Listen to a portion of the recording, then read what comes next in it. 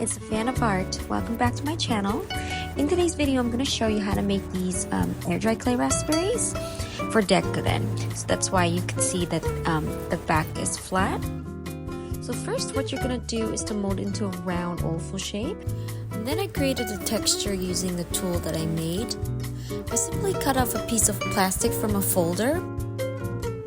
Then I wrapped the piece of plastic around a toothpick and tape it to hold the shape to make the straw-like tool.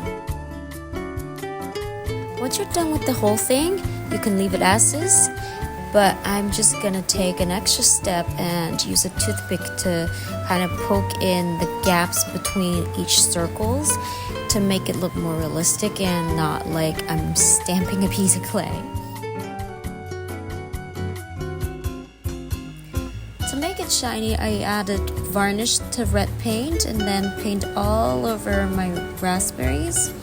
And the reason I mixed a little bit of paint into the varnish is because it just adds a little extra color and sheen to it.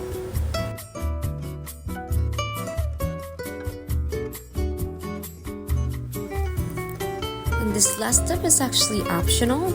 I waited for the varnish to dry and then I added one last layer of darker red acrylic paint on top, just in the middle part, to accentuate the middle part to make it look richer in color and more saturated. There are actually many other ways to make a raspberry out of clay, but I think this is just one of the easiest ways to make them. That's why I'm showing it to you.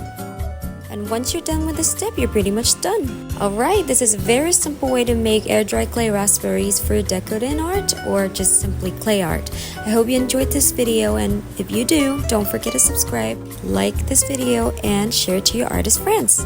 Have fun crafting!